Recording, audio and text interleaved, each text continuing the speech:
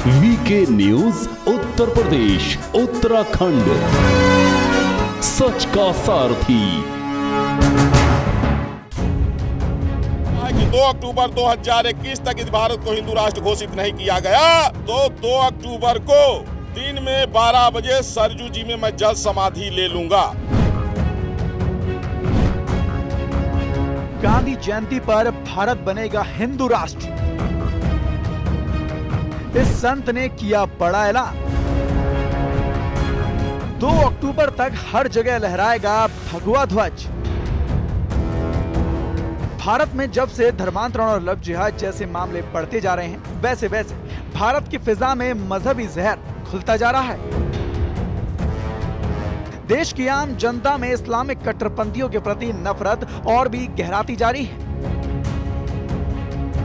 इसी बीच ऐसे बढ़ते अपराधों और हिंदुत्व पर मंडरा रहे खतरे को भांपते हुए जगत गुरु परमहंस आचार्य महाराज ने अयोध्या में एक बड़ी मांग रख दी है।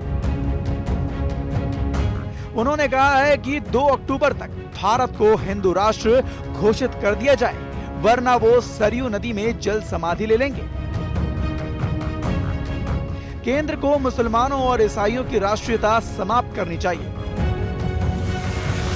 इस बयान के सामने आते ही देश में मौजूद धर्मांतरण गिरोह के माथे पर चिंता की लकीर साफ नजर आ रही है। उनके माथे से टपकता पसीना उनके खौफ को दुनिया के सामने लाकर रख रहा है। अब ऐसे में जहां कुछ लोग इसका समर्थन कर रहे हैं, वहीं दूसरी तरफ एक तबका इसे विवादास्पद मांग भी बता रहा है। बता दें कि ये मांग तपस्वी छावनी के जगत गुरु परमहंस आचार्य महाराज ने उठाई है।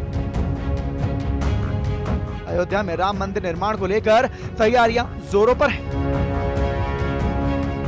इसी बीच संत समाज का एक तबका चाहता है कि भारत को हिंदू राष्ट्र घोषित किया जाना चाहिए। आइए अब आपको सुनाते हैं कि अपनी मांग को रखते हुए सदगुरु का क्या कुछ कहना है। आज मैंने कफन पूजन किया है।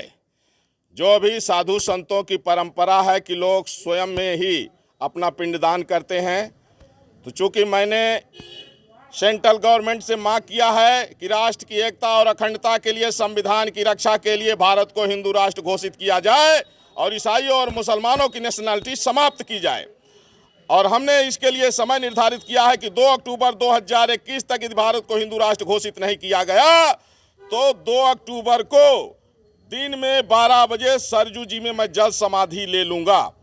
उसके लिए आज मैंने कफन पूजन किया, स्वयं में ही कफन पहन करके, और मैं सरजू जी में ठीक 2 अक्टूबर को 12 बजे जल समाधि लूंगा। क्योंकि अगर भारत हिंदू राष्ट्र घोषित नहीं हुआ तो संविधान, अदालतें, लोकतंत्र, मानवता, भारतीय संस्कृति, ये सब उसी तरह से खत्म हो जाएगा जिस तरह से कभी भारत का हिस्सा रहा Pakistan, Afghanistan, Bangladesh, Iraq, Iran, Syria इत्यादि में खत्म हो गया है।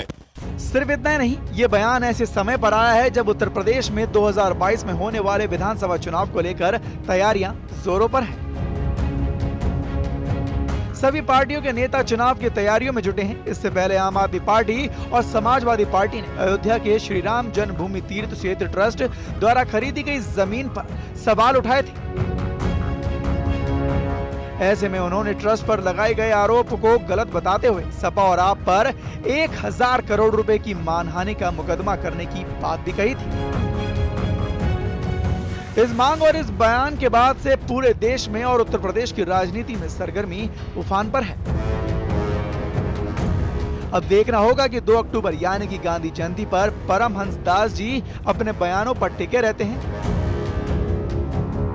और क्या सरकार इनकी बात मानकर कोई बड़ा कदम उठाती है या नहीं। ये है ड्रीम मीडिया नेटवर्क और आप देख रहे हैं देश का पहला